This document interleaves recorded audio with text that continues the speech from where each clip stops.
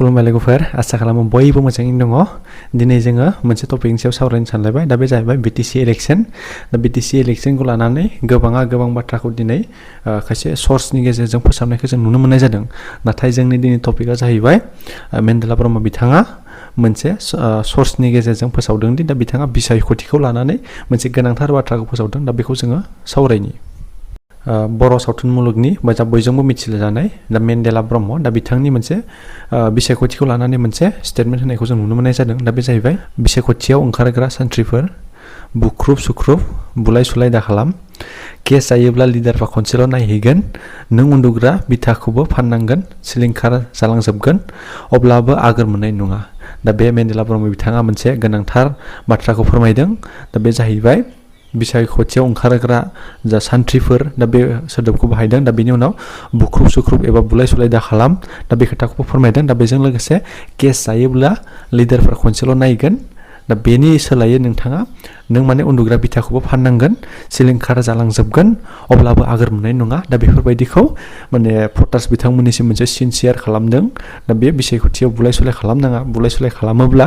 दा बियो उनाव लिडारफोरा खनसेल' नायगोन दा बेनि उनाव नोंनि बिथाखौ फाननानैब्लाबो एबा सिलिंखार जालांजोबगोन आरो नोङो आगोर मोननाय नङा दा बेफोरबायदि मोनसे गोनांथार बाथ्राखौ मेन्डेला ब्रह्म बिथाङा फोसावनायखौ जोङो नुनो मोननाय जादों 14 नं चिरां दुवार समस्तिनि एबा समस्तियाव नमिनेशन गथायनाय मानगोनां डक्टर सांग्रां ब्रह्म बिथाङा नमिनेशन रिजेक्ट जाखांनायनि उनावबो दा बिथाङा रायजोफोर अनसायनाय एबा रायजोफोरनि थाखाय खामानि मावनाय दा बेखौ जों नुनो मोननाय जादों दा रायजोफोरा जाय बिथांमोना दिनै देहायारि जेंना गोनां एबा देहायारि फाहामथाय लानो हायि दा बै बिथांमोनखौ हेफाजाब होबाय थानायखौ जोङो नुनो मोननाय जादों दा बिथाङा दिनै इलेक्शनाव नमिनेशन होदोंमोन नाथाय रिजेक्ट जाब्लाबो दिनै रायजोफोर अनसायनाय खामानिखौ दिनै गारनानै दोनाखै दा बिथाङा दिनै रायजोफोर अनसायनाय खामानिखौ मावफिननायखौ जोङो नुनो मोननाय जादों बाक्सा जिल्लानि हेडक्वार्टार मुसलपुराव मोनसे गेदेरथार सुबुंगौमा दा बे जाहैबाय UPPL पार्टिनि मोनसे प्रमद बर' दैदेननाय UPPL पार्टिनि मोनसे सुबुंगौमा दा बेयाव गोबां मानसिफोर बाहागो लानानै एबा गोबां भटार्स एबा सापर्टार एबा वर्कार्स बिथांमोना दा बेयाव बाहागो लानानै एबा गोबां सुबुंगौमा दा बेखौ जोङो नुनो मोननाय जादों दा बे हाबाफारियावनो मानगोनां BTCनि बारग' CM प्रमद बर' बिथां लोगोसे मानगोनां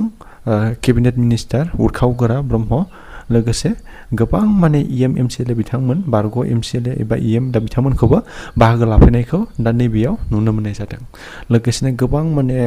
सुबुंगौमा दा बेखौ जोङो माने